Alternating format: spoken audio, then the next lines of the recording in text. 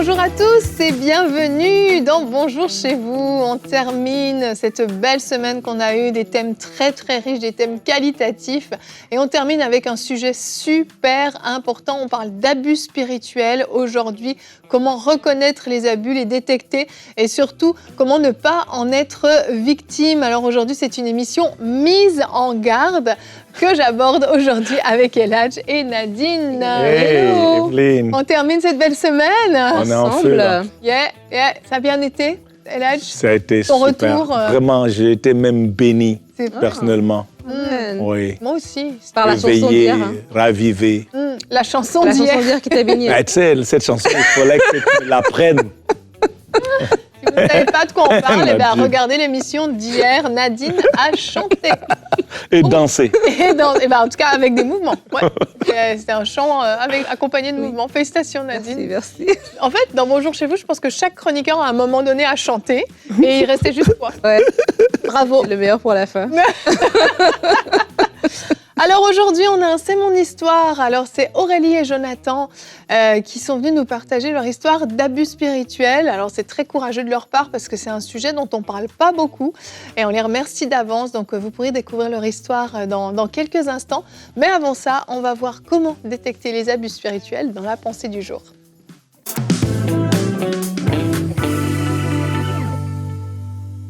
Alors aujourd'hui, le but de ma pensée n'est pas de nous amener tous dans un esprit de soupçon, de commencer à aller voir les églises sur Internet, voir est-ce qu'il y a de l'abus spirituel ou quoi que ce soit, mais c'est de nous exhorter, chacun d'entre nous, à être vigilants. Parce que nous avons un cerveau, le Seigneur a mis en nous son esprit, l'esprit de Dieu habite en chacun de nous, et nous devons être vigilants pour ne pas tomber victimes des personnes qui sont des loups ravisseurs, qui ne sont pas des bergers selon le cœur de Dieu, et qui sont là en fait pour faire autre chose, et nous allons être victimes de ces choses-là.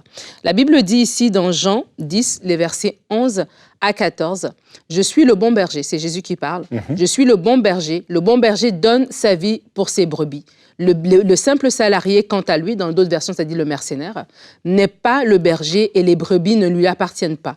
Lorsqu'il voit venir le loup, il abandonne les brebis et prend la fuite. Alors le loup s'en empare et les disperse. Le simple salarié s'enfuit car il travaille pour de l'argent et ne se soucie pas des brebis. Moi, je suis le bon berger, je connais mes brebis et elles me connaissent. Et lorsque je pensais à cette pensée, c'est vraiment ce texte que l'Esprit de Dieu a mis dans mon cœur, parce qu'on voit là le cœur de Dieu. Le cœur de Dieu, Jésus dit, je suis le bon berger. Voici le caractère, voici les caractéristiques qu'on va retrouver dans un bon berger. Jésus est notre berger par excellence, mais la Bible nous dit, c'est Dieu qui parle en disant qu'il va susciter des bergers selon son cœur. Donc, il va susciter dans l'Église des personnes selon son cœur qui vont nous encadrer, nous enseigner dans les voies du Seigneur selon la parole de Dieu. Et il y a le bon berger, mais aussi le mercenaire ou le simple salarié, comme dans cette version. Et comme dans certaines assemblées, dans certains endroits, dans certains mouvements, il y a aussi des bons bergers, mais il y a des mercenaires, des simples salariés. Il faut détecter à ce moment-là si on tombe au piège de ces personnes-là. Alors, les signes à détecter. Il faut voir les paroles. Dans les paroles, des fois, on peut se retrouver dans un endroit où on a vraiment de la violence verbale. On nous parle avec beaucoup de méchanceté, on nous parle avec beaucoup de mépris, voilà. On voit vraiment qu'on est dans un endroit où est-ce qu'on essaye de nous isoler, on nous amène à renier notre famille, à renier nos amis, à renier nos parents, à nous dire que tu dois m'honorer moi avant d'honorer tes parents, en nous mettant presque comme si la personne se met, comme si elle était l'autorité finale, elle était l'intermédiaire entre Dieu et nous, et que voilà, sa parole, c'était la parole de Dieu. Donc des fois, par les paroles des gens, on peut détecter là, est-ce que je fais affaire avec un berger ou je fais affaire avec un simple salarié ou avec un mercenaire. Le prochain signe à détecter, c'est au niveau du comportement. Et là, quand je parle de comportement, je parle vraiment d'abus. Un abus physique, des fois, il y a des abus physiques, il y a des viols, il y a des agressions qui se passent. Par ces abus-là, on voit que c'est pas un bon berger, il y a de l'abus spirituel. Des fois, ça va être tout simplement de la manipulation,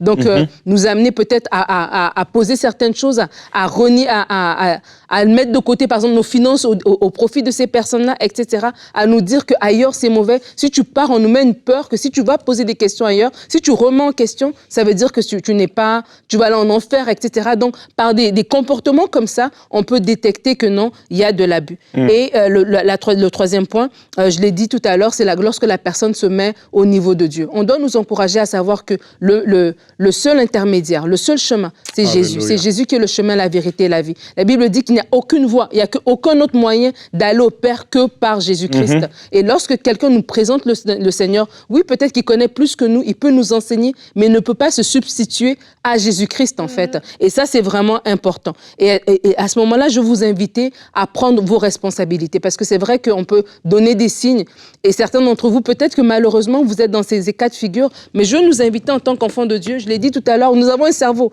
Lorsqu'on arrive à l'église, il n'y a pas une boîte à la porte qui nous dit « dépose ton cerveau ici avant d'entrer ». Non, Dieu nous a donné l'intelligence. Et vraiment, ce n'est pas pour mettre du soupçon, ce n'est pas vous mettre un esprit de soupçon, mais vraiment ayez cette intelligence. Et lorsque vous voyez des choses qui sont contraires à la parole. Vous aussi, vous devez connaître votre parole. C'est pas quelqu'un qui va l'interpréter pour vous. Vous aussi, vous devez connaître la parole. Oui, vous êtes enseigné dans l'Église et nous respectons les autorités, mais à la maison, vous lisez la parole. Et lorsque vous lisez la parole, on a fait une émission sur la sagesse, ben, l'Esprit de Dieu est en vous, l'Esprit de Dieu vous conseille également. Donc, quand vous voyez des choses qui sont bizarres, qui sont contraires aux Écritures, etc., par des paroles, par des comportements, par des actions, c'est le moment de se ressaisir et dire, Seigneur, est-ce que malgré moi, je suis en train de me retrouver dans un endroit où je ne devrais pas et de prendre les bonnes décisions par rapport à cela. Wow. Merci Nadine, très très belle pensée.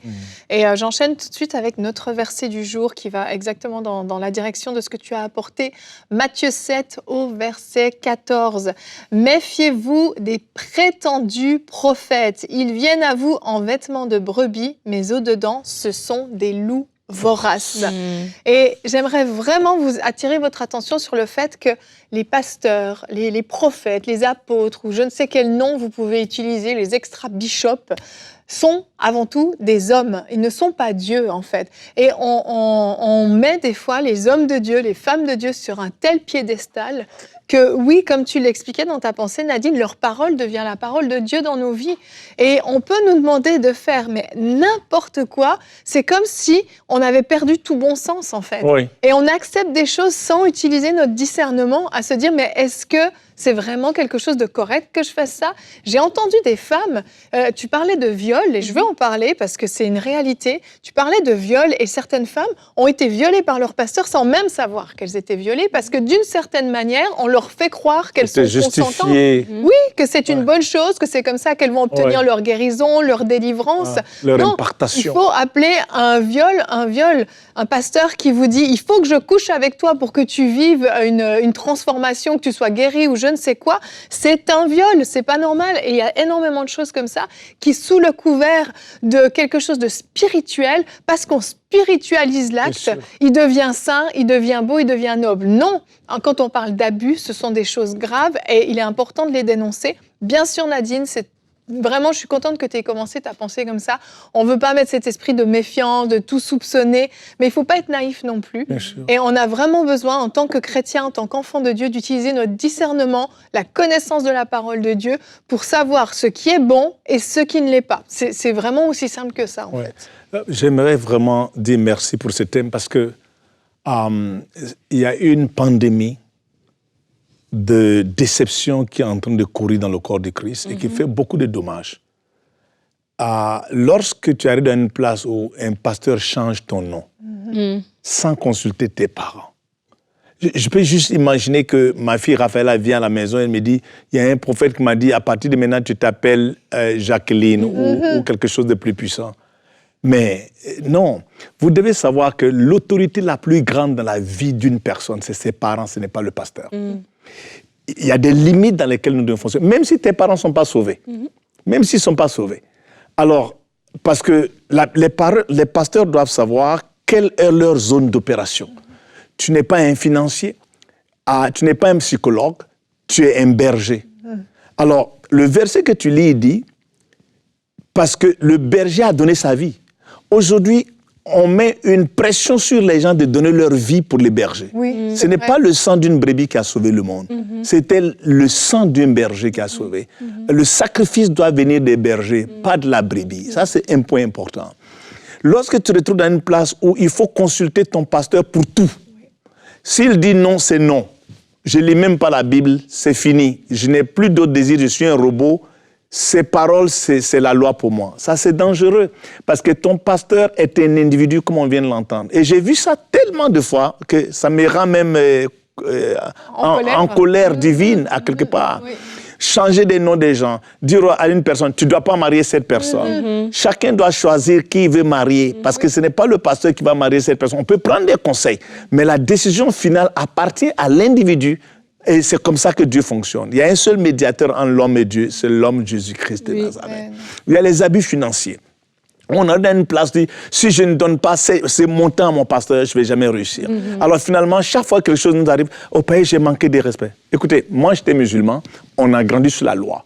Alors on pourrait être abusé et tu penses que c'est l'honneur ou la soumission aux autorités. Mais à la fin de la journée, nous devons nous soumettre aux autorités, nous devons honorer Dieu, mais pas en dehors de ce qui est circonscrit dans la parole de Dieu. C'est ça. Ta vie appartient à Christ, parce que lui seul a versé le 100%. C'est inacceptable. Vraiment. Et il y a des familles qui sont vidées de leurs finances. Il y a des familles qui sont contrôlées, où la femme quitte son mari parce que mon pasteur a dit il faut que je quitte pour le moment parce que tu ne viens pas à l'église. Ou bien tu ne pries pas. Ça, c'est de la sorcellerie qui est rentrée dans la famille des gens dans le nom de Jésus-Christ. Et ça, c'est inacceptable. Oui. On en parlait avant l'émission, c'est tellement un gros thème. Vraiment, il faudrait le faire peut-être Je pense qu'on a déjà parlé une fois de l'abus spirituel, si jamais nos amis veulent aller voir. Aller voir. Mais en fait, l'abus n'est pas... l'abus ne vient jamais de façon frontale, comme ça, brutale. Il y a d'abord une table qui est mise avant que l'abus ait lieu. Et donc, la table mise, c'est ça qui va permettre en fait de faire comme une espèce de barrière. Bien sûr. Parce qu'une fois que la personne va se rendre compte qu'il y a de l'abus, ben, c'est trop tard. Elle est déjà encerclée, elle est déjà enfermée. Et des fois, la table mise va être l'idée d'abord de t'enlever la réflexion. Donc, tu ne peux pas remettre en question, tu ne peux pas poser de questions, tu ne peux pas lire la Bible pour toi-même et revenir. Donc, on amène la compréhension de la soumission aux autorités ou de la loyauté ou du respect à un niveau exagéré. Oui. Et donc, ça t'amène à toi à ne pas te poser de questions, à ne pas remettre en question. Tu as l'impression, si tu remets la personne en question, c'est comme si tu as remis Dieu en question. Et déjà, donc, quand cette table-là est mise, des fois, parce que quand on parle d'abus, moi, j'entends des gens, des fois, ils pensent abus, oui, l'abus sexuel. Mais des fois, juste le fait que tu ne peux pas réfléchir. Oui. Le fait que tu dois aller à l'école et on te dit non, ne va pas à l'école, sers d'abord. Tu vois? Et tu arrêtes tes études pour servir à l'église. Mais c'est de l'abus en fait. Oui. Mais tu te dis, ben moi on m'a pas violé, moi nanana, donc ça veut dire ça marche. Mais on t'a contrôlé. Oui. Si tu peux pas parler à ta famille, si tu n'as pas accès à tes parents, tu n'as pas accès à tes frères et à tes sœurs, parce que tu es rentré dans ce système puis on t'a dit, ben si tu touches avec des gens qui sont pas comme nous, ben, tu te souilles, etc. Donc, il y a tellement de choses qu'on pourrait dire. Mais le cri du cœur que moi j'ai, c'est pour l'entourage. Si vous avez un membre de votre famille, que vous voyez que la personne est en train de...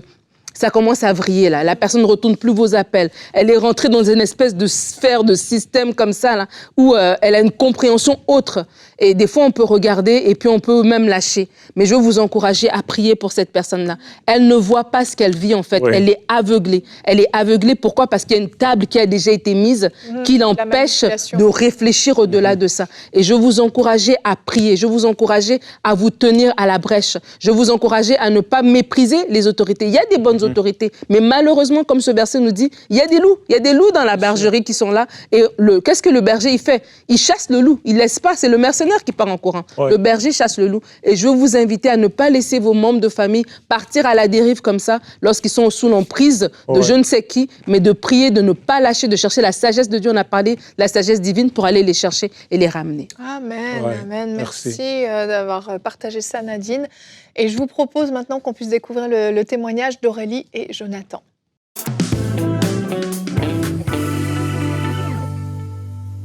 Et on se retrouve pour notre rubrique « C'est mon histoire ». Aujourd'hui, j'ai avec moi un couple, Jonathan et Aurélie. Bonjour à tous les deux. Salut. Salut. Vous êtes beaux. Merci. Tout accordé. On s'est mis d'accord. Je vois ça. Vous êtes dans le thème de l'émission. En plus, c'est parfait. Vous allez bien ? Très bien. Et toi ? Super, ça va bien, merci. Merci d'être là dans C'est mon histoire. Et aujourd'hui, vous venez nous raconter un témoignage qui est quand même particulier, un petit peu hors du commun, parce que tout le monde n'en parle pas. Vous venez nous raconter comment, en fait, vous avez réalisé que vous étiez victime d'abus spirituels et comment vous vous en êtes sorti, comment vous vous en êtes remis. Et puis, merci de nous raconter cette histoire. Je pense que ça peut aider aussi beaucoup de personnes. Et pour commencer, vous êtes mariés en 2012, si je ne me trompe pas. Un beau mariage, j'en suis certaine. Et vous avez assez rapidement déménagé pour rejoindre une église dans laquelle vous alliez faire une formation biblique. C'est bien ça ? Oui, c'est ça. Parce qu'en fait, quand on s'est rencontrés avec Aurélie et puis qu'on s'est mariés, à ce moment-là, j'étais responsable d'un groupe de jeunes et Aurélie aidait aussi. C'est comme ça à ce moment-là aussi qu'on s'est rapprochés et puis qu'on s'est mariés. Et à ce moment-là, personnellement, je ressentais le besoin de me former. Et quand on en discutait avec Aurélie, tous les deux, on sentait le besoin de se former, de s'équiper. Et ça nous a motivés de trouver une école biblique. Et c'est comme ça qu'on a rejoint cette église où il y avait une école biblique en interne et qui nous a amenés dans cette église. C'est ça. Et c'était une école biblique, mais à la fois, il y avait vraiment un engagement dans l'église locale et un engagement à être présent à toutes les réunions, c'est ça ? Oui.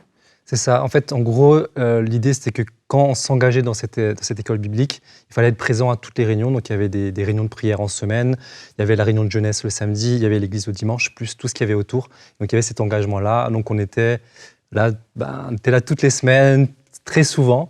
Donc, c'était vraiment un engagement très fort. Et c'est comme ça qu'au fur et à mesure qu'on a commencé à sentir que si, par exemple, il fallait s'absenter pour quoi que ce soit, il fallait demander l'autorisation. C'est là que les premières tensions en fait, sont arrivées et que ça commence à être un défi pour notre couple. C'est ça, parce que toi, Aurélie, assez rapidement, tu as senti qu'il y avait des choses bizarres au niveau du leadership. Tu as essayé d'en parler avec Jonathan et vous ne ressentiez pas forcément les mêmes choses, c'est ça ? Tout à fait, oui. Avec Jonathan, c'était pas évident de se mettre d'accord parce qu'on prenait beaucoup de temps à servir dans l'église, on prenait beaucoup de temps à être présent dans l'église et finalement, on avait très peu de temps ensemble pour pouvoir communiquer. On était comme happés dans une spirale où il fallait faire ses preuves, il fallait montrer qu'on était vraiment investis et progressivement, ça a créé des tensions dans le couple. Moi, j'ai commencé à me sentir mal à l'aise par rapport à des demandes d'engagement qui, pour moi, me paraissaient excessives. Et on n'était pas tout à fait d'accord, Jonathan et moi, sur ce temps qu'on prenait vraiment à être dans l'église. Et ça a créé des tensions très rapidement dans le couple. C'est ça, ça a créé des tensions. Et puis, parallèlement, vous aviez des rencontres, des fois, avec certains membres de l'équipe pastorale. Mais ce n'était pas ensemble, c'était séparément, c'est ça ? C'est ça. C'est ça, on avait des rencontres, on était dans le bureau, et c'est vrai que suite à ces discussions-là, souvent il y avait peut-être un peu de suspicion, mais en tout cas moi je revenais et tu le sentais à la maison, il y a aussi des tensions en fait, et il y avait le côté, ma femme elle n'est pas assez soumise, donc du coup ça m'a mis beaucoup de pression pour peut-être, ma femme elle est insoumise, donc il faut que je sois plus ferme avec elle, donc c'est ça. Et même dans tes entretiens aussi, ça peut être dans l'autre sens, donc ça a créé vraiment beaucoup de tensions, donc c'était pas évident. En plus, on était tout jeunes mariés, donc on rentre dans le mariage avec tous nos défis, nos blessures, etc. Et donc c'était pas évident. C'est ça. On nous prenait en fait en entretien séparément. Ça, c'était la politique du leadership. C'était en tout cas pour nous, notre couple. Disons que la femme du pasteur consultait, faisait des rendez-vous avec Joe. Et moi, je devais faire des rendez-vous toute seule avec elle et Joe tout seul avec la femme du pasteur. Ce qui fait que le soir, quand on débriefait, Jonathan et moi, ça partait dans tous les sens parce qu'on recevait des conseils qui finalement nous aidaient pas à aller de l'avant. Ça mettait des points sur des dysfonctionnements de l'un ou de l'autre. Et on a eu des moments aussi où on nous a demandé est-ce que vous êtes mariés avec la bonne personne ? Voilà, où on nous a dit est-ce que toi, Jonathan, tu penses que tu as épousé la bonne femme ? Et voilà, le côté soumission qui était un petit peu redéfini, parce que moi, je ne comprenais pas la soumission de cette manière-là en lisant la Bible. Et ça mettait vraiment des grosses tensions dans le couple. Il y avait beaucoup de contrôle là où vous étiez, c'est-à-dire qu'on contrôlait le nombre d'enfants que les gens allaient avoir. Quel type de contrôle il y avait ? Pour certains, ça pouvait être ça, mais ce qui était vraiment régulier, c'est que dès qu'on voulait inviter par exemple des jeunes de l'église, ou même si on devait s'absenter une fois, comme on était engagé à être là à chaque réunion, il fallait à chaque fois demander l'autorisation. Donc, une des situations qui a été quand même pas évidente, c'est le jour où tu as voulu organiser un week-end surprise pour moi. C'est ça. Tu as dû demander l'autorisation et ça a créé pas mal de tensions parce Oui. que, peut-être je te laisse expliquer. Parce Oui, que... c'est ça. J'avais eu l'idée pour l'anniversaire de Joe de l'emmener en week-end à Barcelone, en amoureux, et puis voilà. Et j'avais organisé un petit week-end où, du coup, on n'était pas là. On allait être absent. Et ça a été très, très mal vécu, dans le sens où on m'a fait beaucoup de reproches. On m'a dit que je n'étais pas soumise parce que je n'avais pas demandé l'autorisation à mon mari pour lui faire cette surprise, qui est censée être une surprise, et pour partir en week-end, et qu'on avait besoin de lui pour servir à l'église. Voilà, il y a eu tout plein de reproches qui fait que moi, j'étais un peu... je me disais, bon, est-ce qu'il faut maintenir cette surprise ? Et au final, j'ai quand même maintenu la surprise. Nous sommes partis. Et au retour, on s'est fait gronder. Ça a été convocation. Et avant même d'être convoqués, on a été convoqués pour rendre des comptes sur le fait qu'on se soit absenté ce week-end-là. Et le côté contrôle, on a eu aussi des conseils de ne pas acheter de biens, de ne pas acheter de maison, pas acheter d'appartement. Contrôle au niveau des naissances aussi, de savoir si c'est le bon moment pour avoir un bébé, si c'est le bon moment pour établir une famille. Il fallait demander l'autorisation au couple pastoral pour fonder une famille, pour acheter un bien, pour tout type de décision, il fallait avoir l'accord. Ouais. Et ça, c'est quelque chose qui te pesait particulièrement, oui. Aurélie. Oui. Et du coup, les tensions, j'imagine, allaient grandissant dans votre couple. Et à un moment donné, je pense, Jonathan, c'est tes parents qui ont été un peu alertés par ce qui se passait. Ouais, c'est à peu près un peu moins de 2 ans après notre séjour là-bas. Mes parents habitaient à peu près à 1 heure de là où on était. Et en fait, à un moment donné, on a voulu vendre des choses. Moi, j'ai voulu vendre mon violon parce qu'il y avait des campagnes de financement pour l'église. Oui. Et quand j'ai demandé à ma mère, ça ne te dérange pas que je vende le violon, en fait, ça a été comme un tilt pour eux, parce qu'il y a eu ça plus d'autres choses. Ils se sont demandé s'il n'y avait pas un problème, en fait. Et à ce moment-là, une fois, on s'est vus, ils nous ont dit, on se pose des questions par rapport à votre église. Et on a lu un livre, ce serait bien que vous le lisiez. Et donc, ce livre s'appelle « Le pouvoir subtil de l'abus spirituel ». Donc, on l'a pris et on l'a lu. Et ce qui est fou, c'est que dès les premières pages, Aurélien avait beaucoup plus conscience que moi, mais moi, beaucoup moins. Et quand j'ai lu les premières pages, j'ai l'impression que ça décrivait notre vie. Et moi, à ce moment-là, je pensais que ce qu'on vivait, c'était comme unique, ou c'était quelque chose de... Mais en fait, j'ai réalisé que c'est quelque chose que finalement beaucoup de gens vivent. Et à ce moment-là, on a commencé à réfléchir. On était partis, Aurélie et moi, à ce moment-là. C'était l'été. Et à réfléchir. Et finalement, on a pris la décision de quitter l'église. C'est ça. Donc, c'est vraiment ce livre qui vous a ouvert les yeux sur des dysfonctionnements qui étaient là. Surtout toi, du coup, Jonathan, c'est venu vraiment t'amener cette conviction qu'il y avait quelque chose qui allait pas et que c'était trop.